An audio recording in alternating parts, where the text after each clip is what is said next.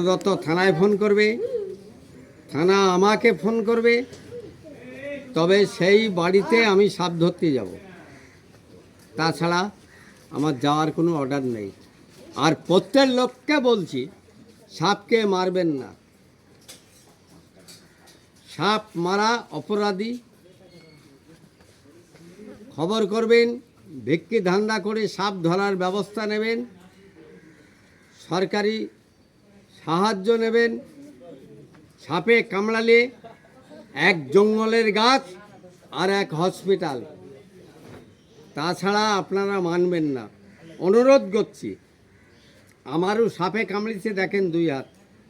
এক গাছ আমার শিক্ষা আছে, মানুষ বেঈমান, গাছ বেঈমান না। তো সেই গাছের জিনিস জানতে চাই। তবে দেখুন, 12 বছরে আমার শ্রাদ্ধ হলো, 18 বছর পরে বাড়ি পৌঁছালাম। এই কর্ম আমি করি, তাছাড়া আমার কর্ম নেই। তো তাই আপনাদের কাছে অনুরোধ করছি, মা বোন বাল বাচ্চা সব কিছু গোছ করে থাকবেন, নিজে সাবধান নিয়ে সরকারি সাহায্য নেবেন, বনদপ্ত সাহায্য নেবেন, আমাদের কাছে ফোন করবেন।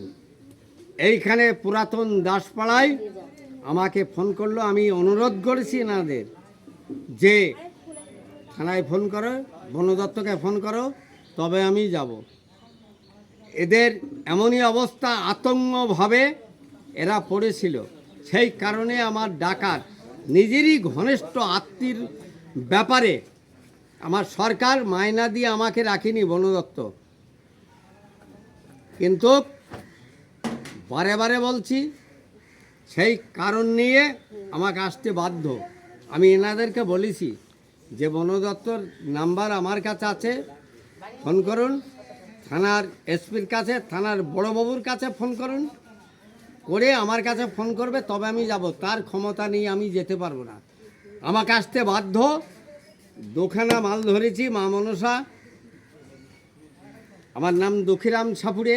আমি কবিরাজি করি, কার বউ চলে যায়, কার মেয়ে চলে যায়, কাজ ছাড়াছাড়ি হয়, তাকে জয়েন করি, এইগুলা কাজ করি স্যার। আমার ঠিকানা হাঁসখালি থানা, সর্দারপাড়া হইতে দুঃখীরাম সাপুড়ি, সাতপুতা বটতলা বাড়ি। বন্ধ।